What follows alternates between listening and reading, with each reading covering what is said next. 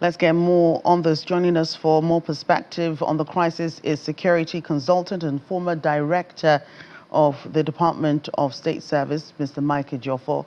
You're welcome to the program. Thank you for having me. Right, he joins us from our Abuja studios.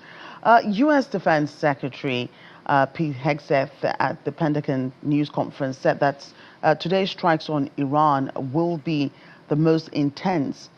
What does this tell us? Many people were hoping that the war will be scaled back and, negotiations will instead be on the table. Yeah, honestly, it's a threat to global peace and security, a very big one. And I thought when the President of the United States said we're going to scale down the war, he meant it, not until the Secretary of the War now came up with this issue that is going to be more intense. The effects in the global peace and security is already biting. In Nigeria, for instance, because of crude oil and the non-availability of crude in the local refineries, fuel, PMS, is going for as much as 1,003, 1,004 per liter. And diesel is going for over 1,750. And you know what that means to the Nigerian economy and security. People are already impoverished, people are suffering, and you now add this one to it. So I think it's better the United Nations, all well-meaning people, intervene in this international war so that there will be restoration of peace, restoration of political and economic climate, which is being threatened on a daily basis. Because if that is not done, the consequences of this attrition will be very, very high. And what do you reckon that it will take to actually restore peace in the Middle East? Well, some people have talked about negotiation. There's need for Iran and United States, Israel, to go back to negotiating table. Because if you don't do that, and the two sides are very obstinate, America is going ahead to pound Iran. Iran is also on its own part is not relenting. They are saying they cannot be annihilated, and that means, but we need, in fact, we need intervention. The United Nations, even though America might not listen, need to intervene in this crisis. And world leaders and security world powers should come and intervene, because the consequences of the effect of this war is global. It's not only restricted to Nigeria or West African sub-region, but will be more hard hit in the effect, especially our economy that has not been doing very well. Right, and the U.S. president seems to be sending mixed signals about this war. In one breath, he says he wants to scale back and is asking Iran to, come back and negotiate. If only you will listen, I want to be more involved in the running of your country. And in another breath, it's threatening to double or even triple attacks on Iran.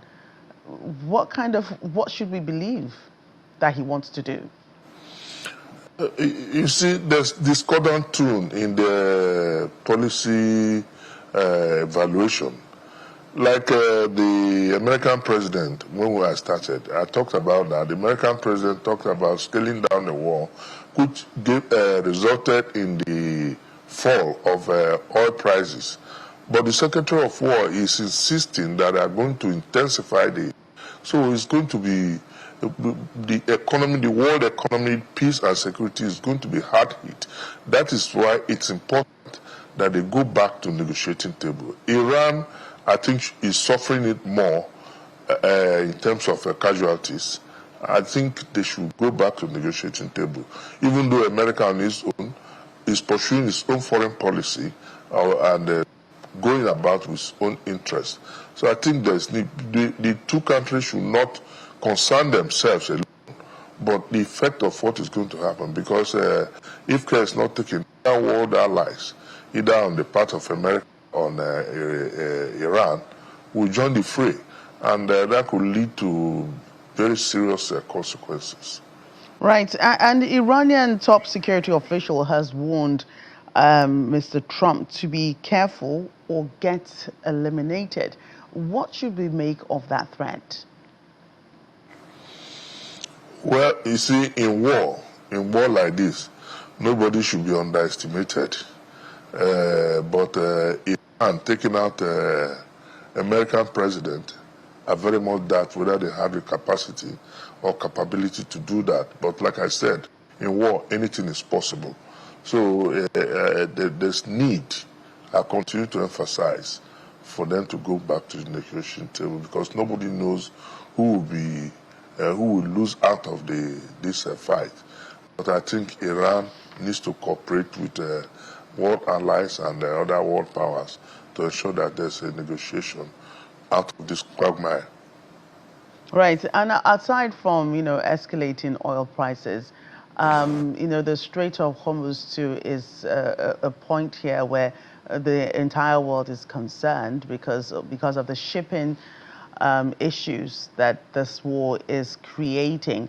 And now, one official in Iran is saying it's either the Strait of Peace or the Strait of Horror, paraphrasing what he said now, Strait of distress and all that.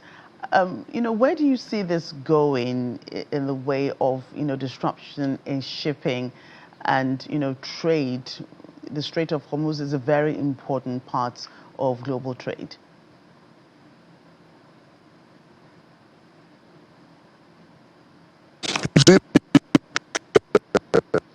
Or 1/5 of the oil production in the world goes through. That's why Iran, on its own part, is threatening that a Strait of Peace or a Strait of War. And that is a very, very serious charge that should not be taken lightly. Because as it continues, like I said before, we will have crude oil and we don't have local supply to Nigeria.